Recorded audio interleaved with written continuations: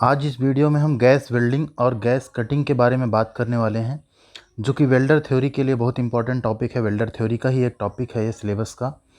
साथ ही साथ अगर आप फिटर से या प्लम्बर ट्रेड से या किसी अन्य ट्रेड से कर रहे हैं जिसमें आपको gas welding and gas cutting पढ़ना है, तो आप भी इस वीडियो को पूरा देख सकते हैं।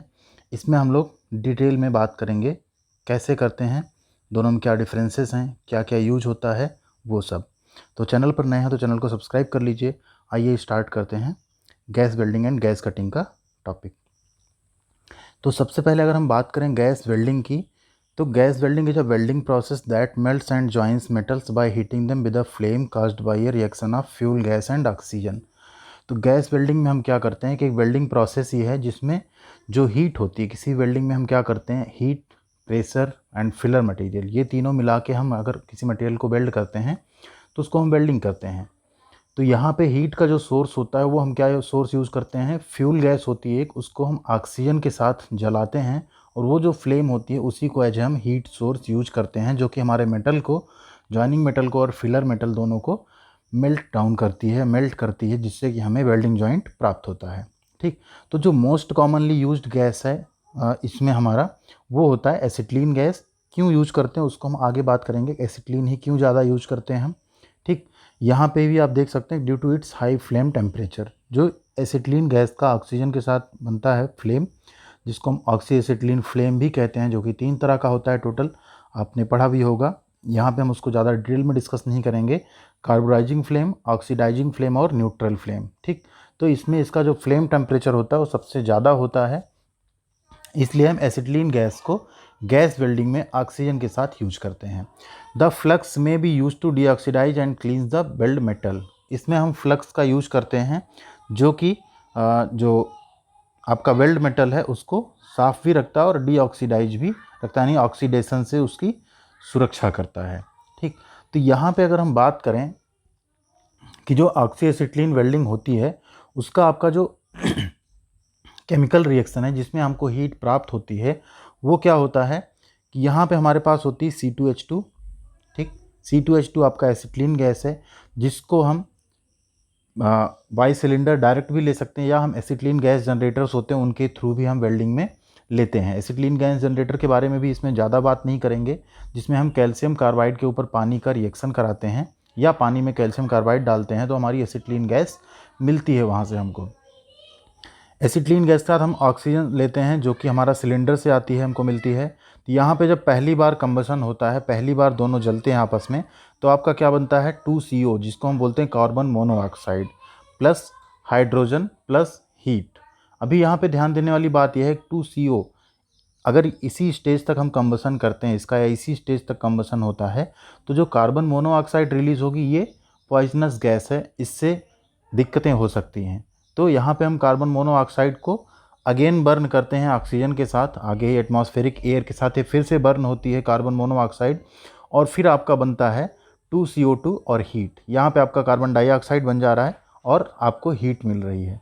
जो बची हुई हाइड्रोजन गैस है वो भी आपका ऑक्सीजन के साथ मिलके, ये दोनों आपको एटमॉस्फेरिक एयर से मिल रही हैं। जैसे आपका टिप से बाहर निकल रहा है गैस, तो आपको ये एटमॉस्फेरिक एयर से ही ऑक्सीजन मिल जा रहा है। अभी H2 अगेन क्या होता है, ऑक्सीजन के साथ मिलके H2O यानी पानी, जिसको हम बोलेंगे वाष्प या स्टीम बनेगी यहाँ पे, प्लस हीट। तो इन तीनों रिएक्शन को आप यहाँ पे देख सकते हैं, ये तीनों कंबाइंड रिएक्शन होता है एक ऑक्सी एसिटिलीन वेल्डिंग में। जो टिप से आपका एसिटिलीन और ऑक्सीजन मिक्स होकर निकलता है, तो पहला कंबशन सिलेंड्रिकल ऑक्सीजन के साथ स्टार्ट होता है जहाँ CO गैस बनती है, अगेन वो CO O2 के साथ रिएक्शन करती है, फिर आपका CO2 बनता है, और जो हाइड्रोजन गैस है वो भी O2 के साथ रिएक्शन करके जल वाष्प यानी स्टीम बनाती, साथ में आपको हीट मिलता है। यहाँ पे आप देख सकते हैं एक फिगर के थ्रू समझाया गया है, यहाँ पे आपका C2H2 और ऑक्सीजन यहाँ पे आपका एंटर कर रहा है। ठीक। ये है आपका फिलर रॉड, यहाँ टिप पे आपने इसको जलाया। ठीक। ये आपकी फ्लेम बन गई, ये वेल्डिंग टॉर्च की टिप है, इसके बारे में भी हम डिटेल में बात करेंगे। ठीक। यहाँ पे आपका बेस मेटल है, आप वेल्डिंग करते हुए इस डायरेक्शन में ट्रेवल कर रहे हैं। 2 तरह की होती है इसमें जो वेल्डिंग होती है। ठीक।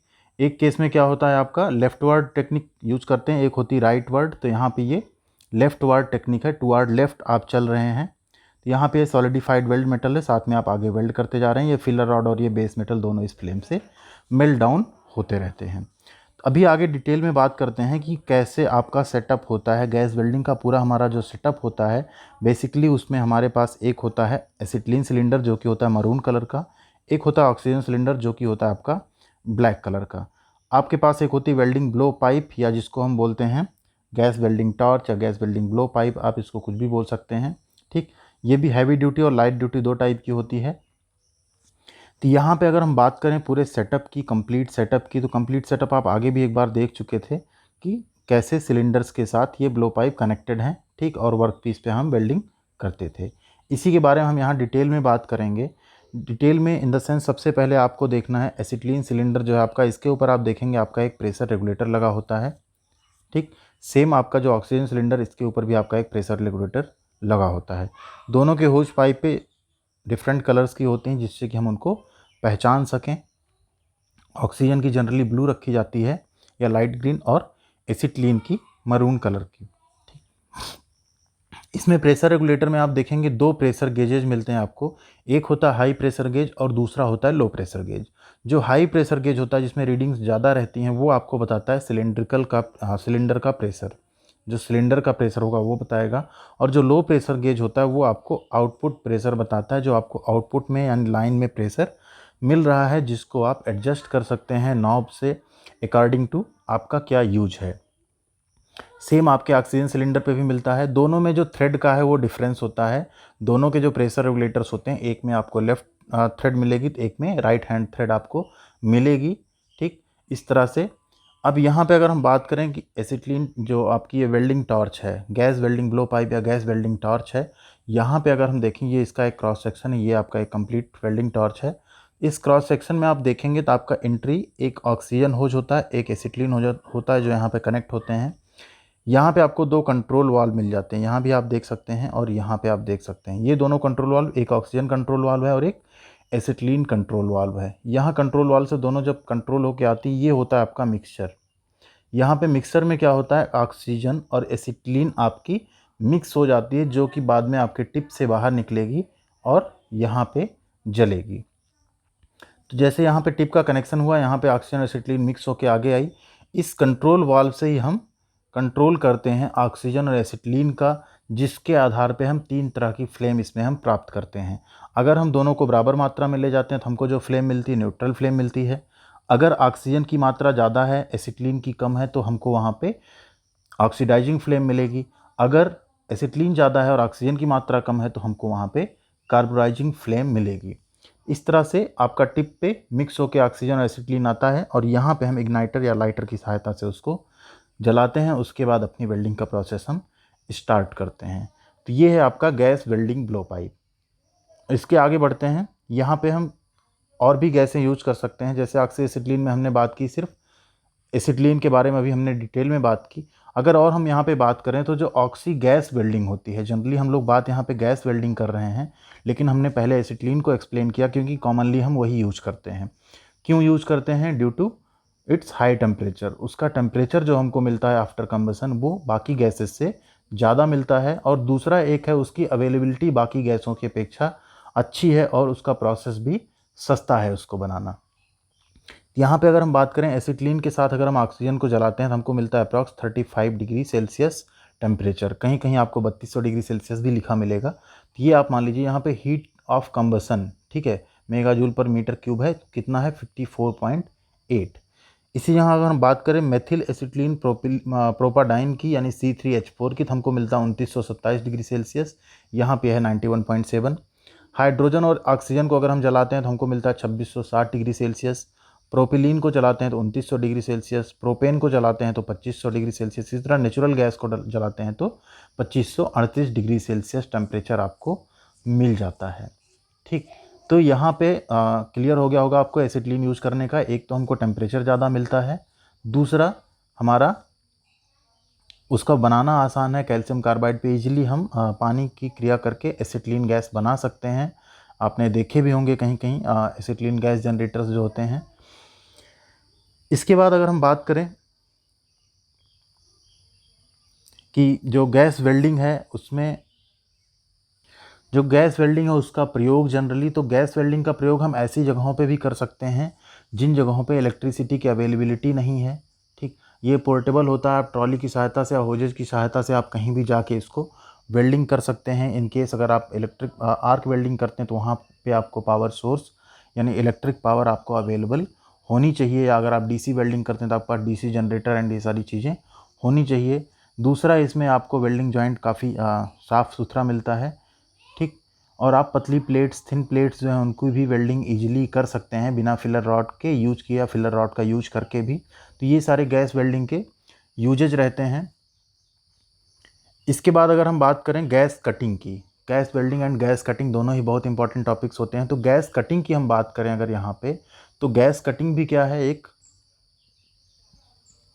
ये भी एक केमिकल कटिंग प्रोसेस ही है। इसमें हम क्या करते हैं, सबसे पहले जो फेरस मेटल है, सबसे पहले ध्यान दीजिए फेरस मेटल एक वर्ड आ रहा है यहाँ पे, यानी हम गैस कटिंग सिर्फ फेरस मेटल्स की कर सकते हैं, नॉन फेरस मेटल्स की हम गैस कटिंग नहीं कर सकते। वो क्यों नहीं कर सकते, आगे हम लोग बात करेंगे। Ferrous metal is heated into red hot condition.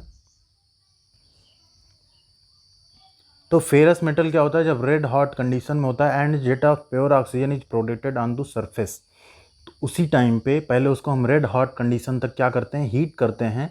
Then एक प्योर ऑक्सीजन का जेट उसके ऊपर प्रोजेक्ट करते हैं, डालते हैं, जिससे क्या होता है, फेरस मेटल जो होता है रैपिडली ऑक्सीडाइज हो जाता है। हम सभी को पता है जो फेरस यानी लोहा होता है, आयरन होता है, वो ऑक्सीजन के साथ क्रिया करके आयरन ऑक्साइड बनाता है, जिसको कि हम जंग भी बोलते हैं, यानी लोहे का एक तरह से क्षरण होता है, लोहे का लॉस होता है।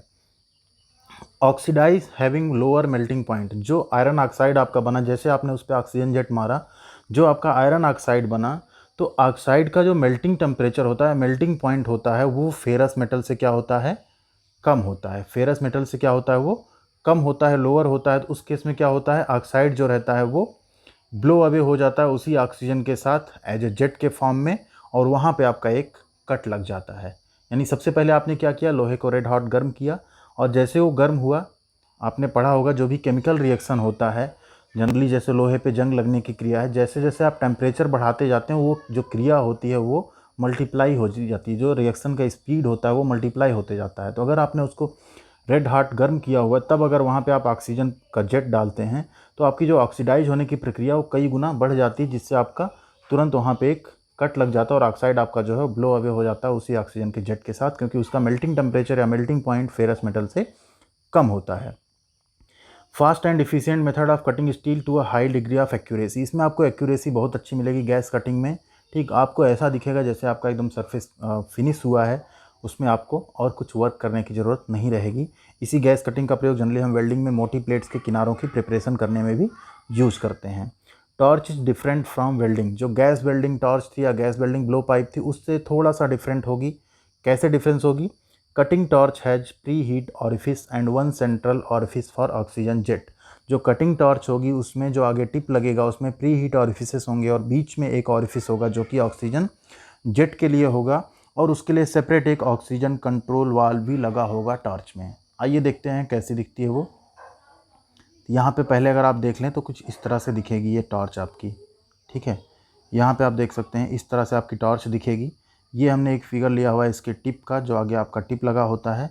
यहाँ पे भी इसका आप एक क्रॉस सेक्शन देख सकते हैं। तो जो रेड कलर की डॉट्स आपको दिख रहे हैं वो है प्री हीटिंग टिप या प्री हीटिंग होल्स जो हैं, ठीक। और जो आपका ये दिख रहा है यहाँ से आपका आता है कटिंग ऑक्सीजन, जिसका कि ये है आपका वाल्व। जैसे आप इसको प्रेस करते हैं प्री हीट करने के बाद, इस मिडिल वाले पॉइंट से जो कि आपको दिख रहा है लाइट ब्लू कलर का, उससे आपका एक ऑक्सीजन जेट आएगा और वो जो मेटल है उसको काटता हुआ स्लैग को लेके आगे बढ़ जाएगा। तो इससे पहले यहाँ पे कंप्लीट प्रोसेस एक देख लेते हैं।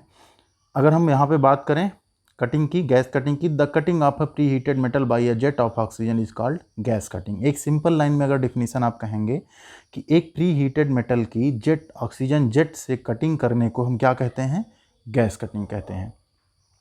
इसमें भी आपकी दोनों चीज़ें होंगी, एक होगा आपका फ्यूल गैस सिलेंडर जिसको हम बोल रहे हैं एसिटिलीन सिलेंडर, एक होगा आपका ऑक्सीजन सिलेंडर, ठीक। फ्यूल गैसेस में आप यहाँ भी यूज कर सकते हैं एसिटिलीन, हाइड्रोजन, मीथेन, प्रोपेन या प्रोपिलीन, लेकिन हम प्रेफर क्या करते हैं ज़्यादातर एसिटिलीन, क्योंकि यहाँ पे हमको टेम्परेचर ज़्यादा मिल जाता है। सेम आपके यहाँ पे प्रेशर रेगुलेटर्स होंगे दोनों सिलेंडर पे, दो होजेज आपकी गई हुई हैं जो कि आके यहाँ आपके टॉर्च के साथ अटैच हैं, ठीक। टॉर्चेज में आपके दो वाल्व मिल जाएंगे कंट्रोल के लिए, और तीसरा आपको एक मिल जाएगा ऑक्सीजन जेट वाल्व जो कि आपका लीवर टाइप का होगा। उसके बाद प्री हीटिंग, यहाँ पे आप ये जूम करके इसको देख सकते हैं। सबसे पहले हम क्या करते हैं, इनकी प्री हीटिंग कर लेते हैं। प्री हीट फ्लेम आपको वाइट कलर से दिख रही है। प्री हीट कंप्लीट होने के बाद हम क्या करते हैं, एक ऑक्सीजन जेट बीच में से फोर्स करते हैं, जो कि बेस मेटल को काटता हुआ चला जाता है उस डायरेक्शन में, और जो स्लैग है आपका वो बाहर जेट के साथ निकल आता है। तो ये सिंपल सा प्रोसेस है, गैस वेल्डिंग जैसा ही है, बस इसमें एक डिफरेंस है, इसमें आपका एक कटिंग टॉर्च जो है वो डिफरेंस है उससे देखने में, बाकी आपके सेटअप जो है सेम है। जो ब्लो पाइप है वो थोड़ा सा डिफरेंट है। ब्लो पाइप में डिफरेंस क्या है, आपका ऑक्सीजन जेट वाल्व सेपरेटली लगा हुआ है।